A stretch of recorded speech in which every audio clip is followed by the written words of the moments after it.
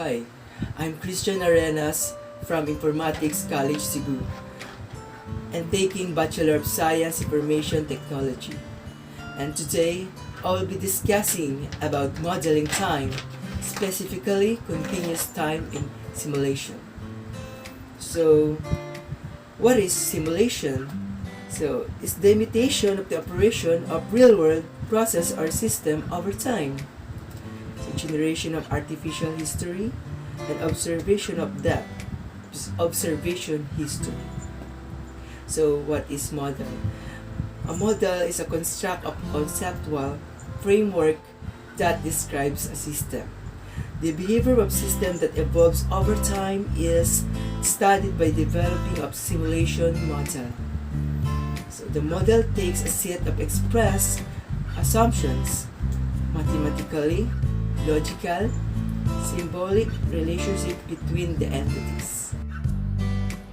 Modeling time series analysis comprises method for analyzing time series data in order to extract meaningful, satisfies, and other characteristics of the data. Time series forecasting is the use of model to predict future values based on previously observed values.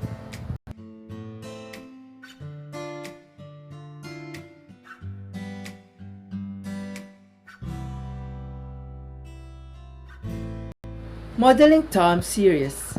As mentioned before, a time series must be stationary for it to be used to predict well-founded values. We will go over several models that we can create in order to allow forecasting. Please note that the first three models we cover are AR, or called autoregressive model, and MA, or called moving average model, and ARMA, or called autoregressive moving average, can be used on already stationary time series in order to allow them to predict better values. The remaining models are used on non-stationary time series. Let's look at an AR model for the global time series. You can use this AR open and close parenthesis function in R. However, I recommended using the ARIMA open and close parenthesis function from the forecast package because we'll be using it later on in this chapter.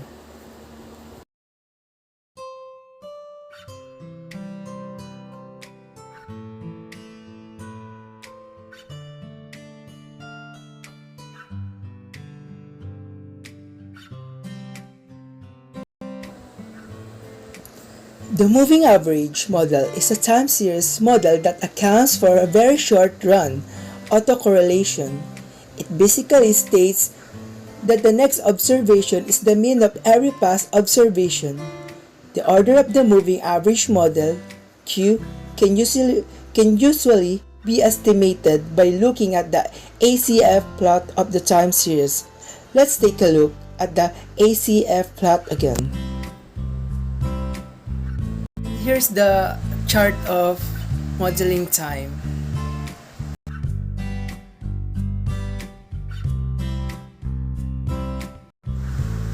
Goal of modeling and simulation.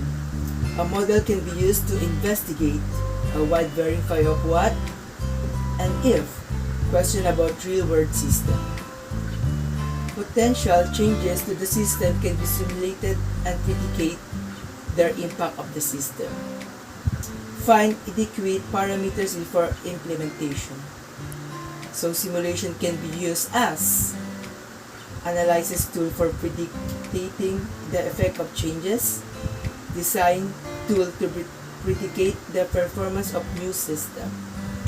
It's better to do simulation before implementation, guys.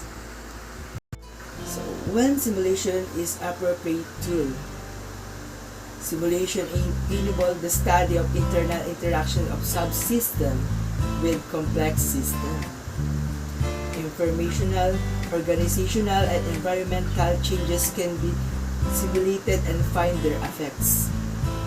A simulation model helps us to gain knowledge about improvement of system, finding important input parameters with changing simulation inputs. Simulation can be used with new design and policies before implementation.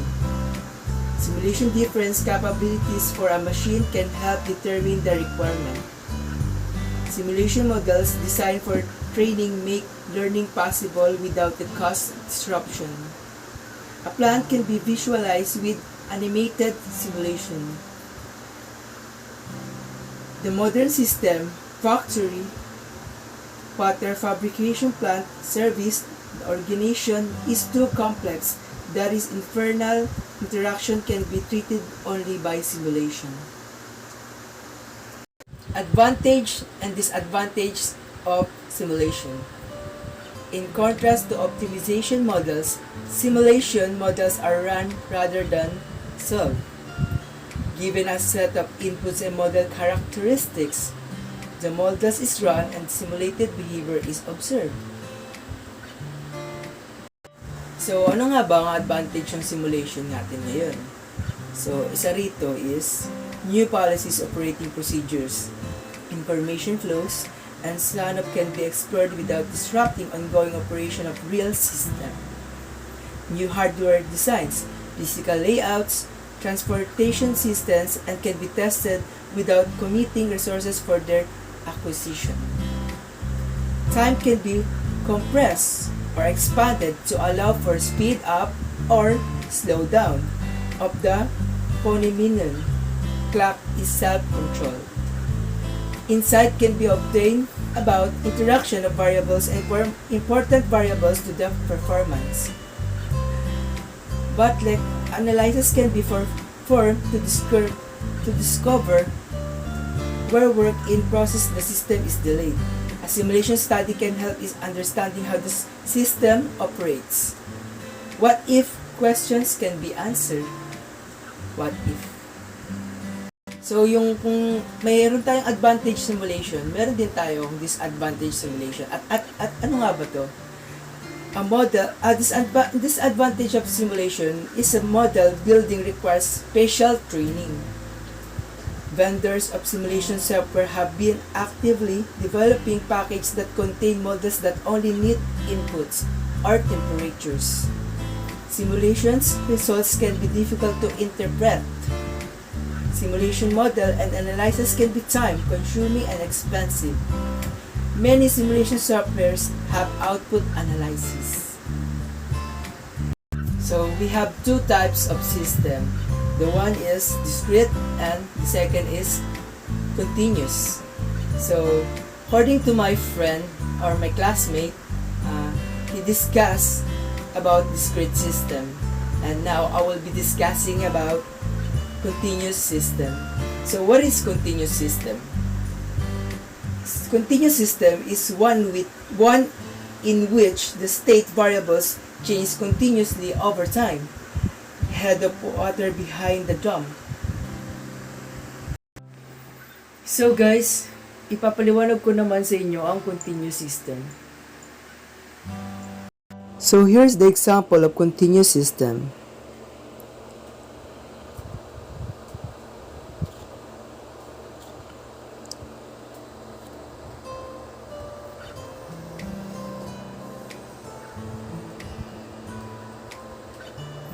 So, dito natin ilalagay guys yung head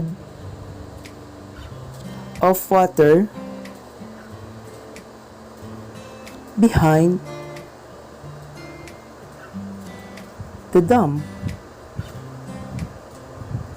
At yung time or oras, dito naman.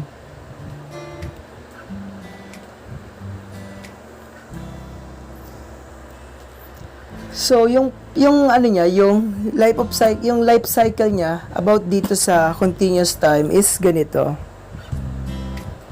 Para continuously overtime siya.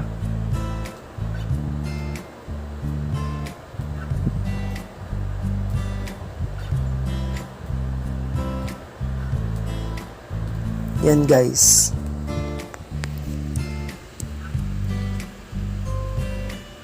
Thank you. Model of a system. So, kailangan natin pag-aralan yung system, guys. So, it is sometimes possible to experiment with system. This is not always possible. Like example, bank or factory. A new system may not exist. Model, conceptual framework that describe a system. It is necessary to consider those aspects of systems that affect the problem under investigation. Unnecessary details must remove. So, ipapaliwanag ko naman sa inyo ang type of models. Here's the cycle of types of models. System,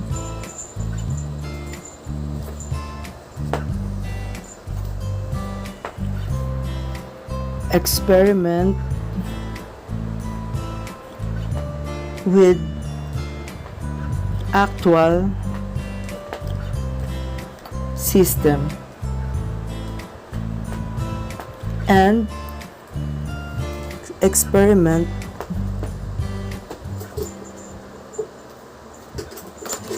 with a model of actual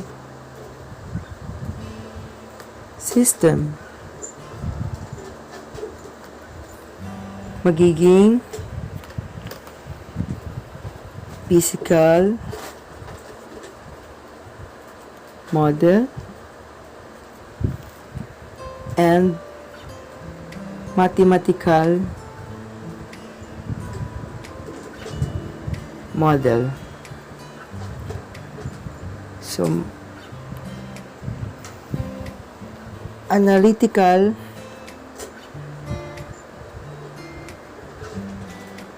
model and simulation.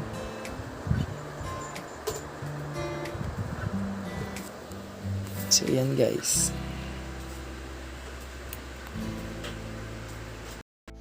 Continuous simulation refers to simulation approaches where a system is modeled with help of variables that change continuously according to a set of differential equations. In continuous simulation, the continuous time response of a physical system is modeled using ODS, embedded in a conceptual model. The time response of physical system depends on its initial state. The problem of solving the ODS for a given initial state is called the initial value problem. Continuous simulation models are based on a set of differential equations. These equations define the peculiarity of the state variables, the environment factors to speak of a system. These parameters of a system change in a continuous way and thus change the state of entire system. Characterizing and simulation model. Deterministic or stochastic. Does the model contain stochastic components?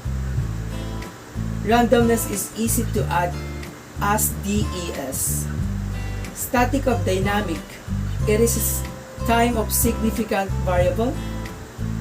Continuous or discrete. Does the system state evolve continuously or only at discrete points in time? Continuous classic mechanics. Discrete queuing, inventory, machine, stop models. And that's for today, guys. And thank you for watching my YouTube channel. And don't forget to like and subscribe. And please wait for my next video.